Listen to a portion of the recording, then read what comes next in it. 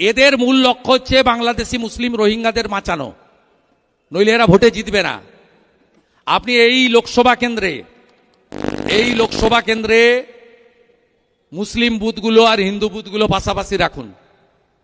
কৃষ্ণনগর উত্তর দক্ষিণ BJP lead, Nakashipara BJP lead, Tehatta BJP lead, আর চাপড়া, পলাশী, কালীগঞ্জ থেকে কি মার্জিন নিয়ে 54,000 ভোটে আমাদের প্রার্থী হেরেছে দেখুন।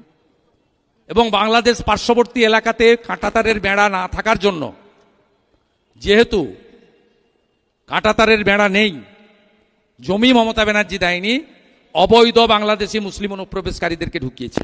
আমরা এদের নেব না, পশ্চিমবঙ্গ নেবে না, বিজেপিকে আনতে হবে। বিজেপিকে আনলে একদম কার্বলিক অ্যাসিড দিয়ে পরিষ্কার হবে, পরিষ্কার কথা। ভালো ব্লিচিং ফিনাইল রেডি রাখবেন। দেখো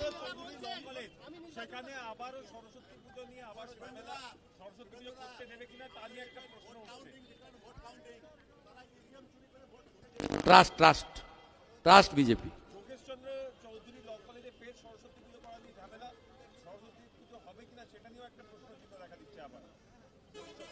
কোর্ট খোলা আছে তো, চলে যাবে। এ সরকার যতক্ষণ থাকবে হিন্দু ধর্মাচরণের ক্ষেত্রে বাধাপ্রাপ্ত হবে।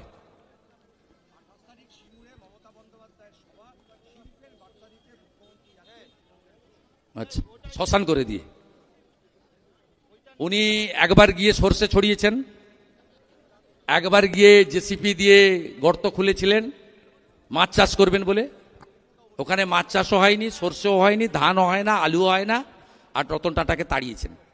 বিজেপিকে আনলে টাটাকে ফিরিয়ে আনার দায়িত্ব আগামী দিনে পশ্চিমবঙ্গের বিজেপি সরকারের। এটা আমরা পশ্চিমবঙ্গ বিজেপির যারা প্রমুখ নেতা রয়েছি প্রত্যেকের কমিটমেন্ট, আমাদের কমিটমেন্ট। প্রধানমন্ত্রী এক লাইনে সিঙ্গুরে বলে গেছেন, যতই আপনারা কিছু শুনলাম না বলুন না কেন, প্রধানমন্ত্রী জমি, প্রথম শিল্প করতে গেলে জমি দরকার, শিল্প আকাশে হয় না, জমির ব্যবস্থা করে দেয় রাজ্য সরকার। রাজ্য সরকার যতক্ষণ না নরেন্দ্র মোদীর আদর্শে তৈরি হচ্ছে ততক্ষণ অমুক জায়গায় অমুক মাটিতে আপনার জমিতে অমুক জিনিস হবে কথা কেউ বলতে পারে না। তিনি একটা লাইনে বলে গেছেন, এই রাজ্যে বিনিয়োগ তখনই আসবে যখন আইন শৃঙ্খলা পরিস্থিতি ভালো হবে। বেলডাঙ্গা হলে, নাকাশিপাড়া হলে, বেথুয়াডহরি হলে, ধুলিয়ান হলে, শামসেরগঞ্জ হলে, জঙ্গিপুর সুতি হলে, রেজিনগর হলে, মোথাবাড়ি হলে, মহেশতলা হলে কোনোদিন কোনো বিনিয়োগকারী বাংলায় আসবে না। আগে জামাতি হাঁটাও, তারপরে এখানে সব হবে। আগে জামাত হাঁটাও, জামাতকে হাঁটাতে হবে আগে। মুর্শিদাবাদের দাঙ্গা, বেলডাঙ্গার দাঙ্গা পরিকল্পিত, এর সঙ্গে পিএফআই রয়েছে, এর সঙ্গে মিম রয়েছে, এখানে হুমায়ুন কবিরের উস্কানি রয়েছে। আর মমতা ব্যানার্জি মুসলিম ভোট হারানোর ভয়ে তিনি ওখানে করতে দেননি। আমরা কথা দিয়ে গেলাম, হিন্দু মন্দির বানাবে আপত্তি নেই, মুসলিম মসজিদ বানাবে আপত্তি নেই, বাবরের নাম আমরা লিখতে দেব না, দেব না, দেব না, দেব না, দেব না।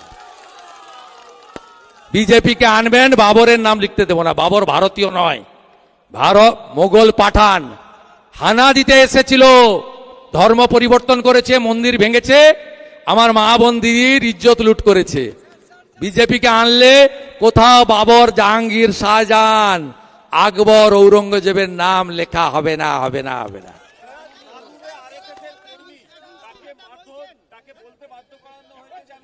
প্রতিবাদ হচ্ছে আজকে আরএসএস এর পক্ষ থেকে, রাষ্ট্রীয় বড় সামাজিক সংগঠন, আদর্শবাদী সংগঠন, হিন্দুদের প্রাণের সংগঠন, নেশান ফার্স্ট মন্ত্রে দীক্ষিত সংগঠন, সবচেয়ে সেবামূলক কাজ এই সংগঠন করে, তারা আজকে শান্তিপূর্ণ বিক্ষোভ করছে, আমি টিভিতে দেখলাম। আচ্ছা, আমাদের একটি কাজ বাকি রয়ে গেছে। যেখানে যেখানে যেখানে যেখানে তৃণমূল কংগ্রেসের বিধায়করা 21 সালে নির্বাচিত হয়েছিলেন, আমরা তাদের বিরুদ্ধে সেই এলাকায় গিয়ে চার্জশিট প্রকাশ করছি। আজকে মাননীয় উজ্জ্বল বিশ্বাসের প্রতিশ্রুতি আর প্রতিশ্রুতি ভঙ্গ করার চার্জশিট। এই চার্জশিট সমস্ত জনগণের বাড়িতে বাড়িতে পৌঁছে দেব আমরা। এই চার্জশিটে উল্লেখযোগ্য ভাবে আমাদের ধুবুলিয়া যক্ষ্মা হসপিটালের কাজ বাস্তবায়ন হয়নি, এটা মুখ্যমন্ত্রী এবং উজ্জ্বলবাবু অনেকবার প্রতিশ্রুতি দিয়েছিলেন।